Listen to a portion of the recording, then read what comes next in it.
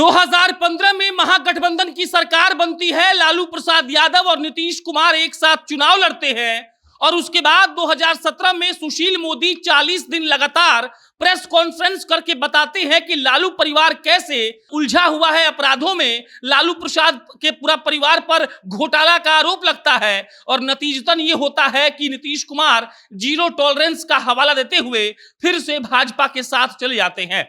अब आप समझ लीजिए कि आज है 6 मार्च, आज फिर सीबीआई छापा मारती है लालू जी के आवास पर और उसके बाद मीडिया में ये खबरें चलने लगती हैं कि ये एक तरीके का प्रेशर पॉलिटिक्स हो रहा है नीतीश कुमार को फिर से उकसाने के लिए, ताकि नीतीश कुमार फिर से अपना पाला बदल लें और बोले कि देखिए भाई साहब, लालू जी के पूरे परिवार पर इतना आरोप लगा है, इसीलिए हम इनके साथ नहीं रह सकते हैं। और उसके बाद भाजपा और जदयू की सरकार बिहार में फिर से चलने लगे। आप जब समझेंगे तो आपको समझ में आएगा कि भाजपा कैसे खेला करती है। आप याद करिए मई 2022 की बात है, लालू यादव के आवास में घुसते हैं सीबीआई, उसके बाद सब कुछ शांत हो जाता है। हालांकि यह भी एक सच है कि 2 महीने के बाद अगस्त में सरकार बदल गई थी, नीतीश कुमार आरजेडी के साथ चले गए थे, लेकिन उसके बाद भाजपा फिर से एक्टिव होती है। लालू जी, राबड़ी जी और मीसा जी पर केस होता है, चार्जशीट दायर होता है। 15 तारीख को उनको राउज एवेन्यू कोर्ट में पेश होना है, लेकिन उसके 9 दिन पहले अगर राबड़ी आवास पर छापा पड़ रहा है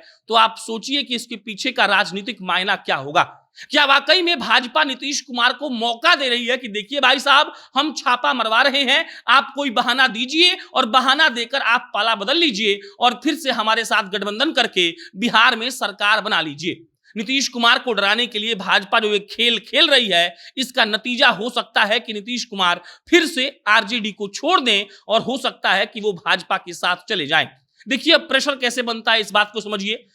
सुशील मोदी ने 2017 में लगातार 40 दिनों तक रोज प्रेस कॉन्फ्रेंस किया था और उन्होंने एक एक घोटाला गिनवाया था कि आखिर लालू परिवार कैसे घोटाला में सम्मिलित रहता है और लालू परिवार पूरे बिहार को कैसे बर्बाद कर चुका है। नीतीश कुमार के नेता उस वक्त इस बात का जवाब नहीं दे पा रहे थे। सुशील मोदी की खासियत यह है कि वो जब बैठते हैं तो हाथ में कागज लेकर बैठते हैं, प्रूफ के साथ, डेटा के साथ ये समझाते हैं कि भाई साहब देखिए यहां यहां गड़बड़ हुआ है और इस गड़बड़ का ये रहा सबूत और ऐसा घोटाला लालू परिवार ने किया है। अब सबूत मिलने के बाद जदयू के नेता वहां से कन्नी काटने लगे थे और नीतीश कुमार को इस बात का मौका मिल गया कि भाई साहब हम महागठबंधन से अलग हो जाते हैं और 2017 में महागठबंधन से जदयू अलग होती है, सरकार गिर जाती है और उसके बाद फिर से एनडीए की सरकार बनती है। अब 2022 चल रहा है, 2023 चल रहा है, माफ करिएगा, 2022 में सरकार बदल गई थी और उसके बाद अब जैसे जैसे भाजपा धीरे धीरे प्रेशर क्रिएट कर रही है तो जानने वाले कह रहे हैं कि हो सकता है कि भाजपा 17 वाला गेम फिर से रिपीट कराना चाहती है।